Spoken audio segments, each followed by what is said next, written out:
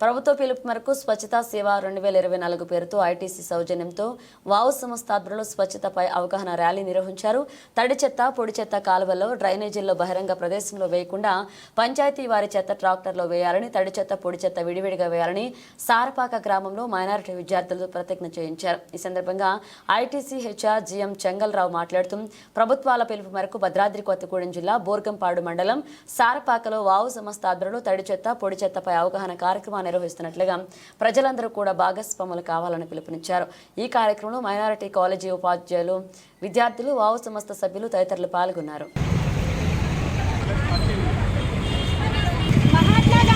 మహాత్మా గాంధీ స్వాతంత్ర భారతదేశం కోసం మాత్రమే కాకుండా స్వచ్ఛమైన అభివృద్ధి చెందిన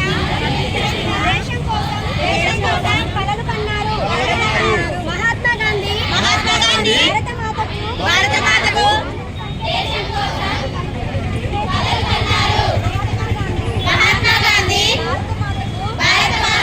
బానిస సంఖ్యల నుండి స్వేచ్ఛను కలిగించారు. ఇప్పుడు మన దేశాన్ని పరిశుభ్రంగా దేశానికి సేవ చేయడం మనందరి బాధ్యత.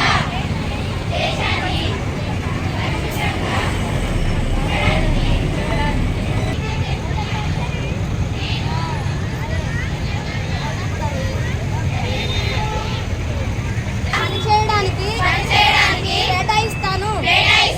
నేను పరిసరాలను అపరిశుభ్రం చేయను. ఇతరులను చేయనివ్వను. పరిశుభ్రత సాధించే పనిని స్వయంగా మొదలుపెట్టి ఉండేలా చూస్తాను. ప్రపంచంలో పరిశుభ్రంగా కనిపించే దేశాలు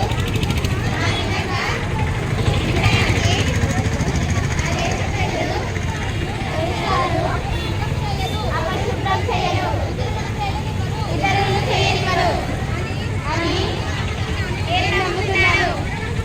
మూఢనమ్మకంలో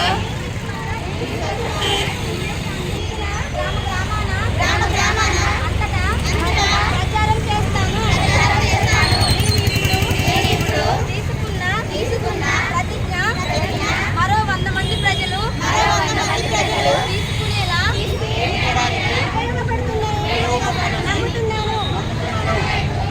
జై భారత్. జై హింద్.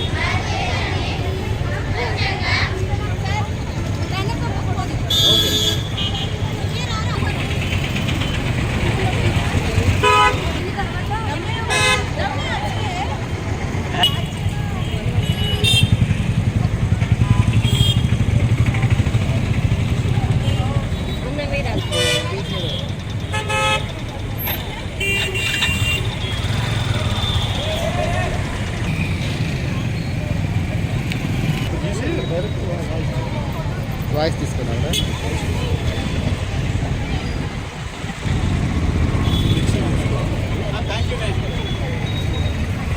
నమస్కారం.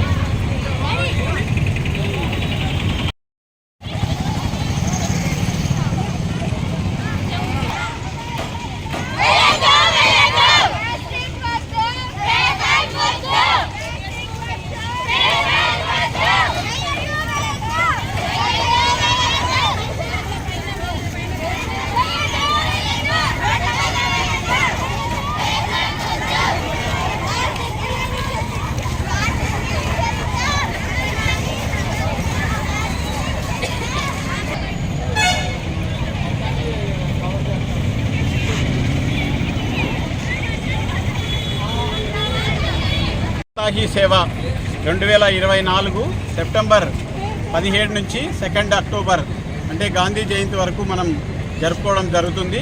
మన రాష్ట్ర ప్రభుత్వం, మన కేంద్ర ప్రభుత్వాలు ఇచ్చిన పిలుపు ప్రకారం మనం స్వచ్ఛతకి పెద్దపీట వేసి చెత్తని కాలువల్లో వేయకుండా చెత్తని తడి చెత్త, పొడి చెత్తగా డివైడ్ చేసి మన గ్రామంలో మన గ్రామ పంచాయతీలకి సహకరించి మనం చెత్తల్ని సపరేట్ చేయడం వల్ల వచ్చే లాభాలని పొందాలని ఈరోజు మన భద్రాద్రి కొత్తగూడెం జిల్లా మురుగంపాడు మండలం సారపాక ఐటీసీ వారి మేనేజ్మెంట్ సహాయంతో వావ్ టీంతో కలిసి మైనారిటీ గురుకుల పాఠశాల నుంచి వచ్చిన విద్యార్థులందరికీ ప్రతిజ్ఞ చేయడం జరిగింది. వారికి తడి చెత్త పొడి చెత్త అవగాహన కల్పించడం జరిగింది.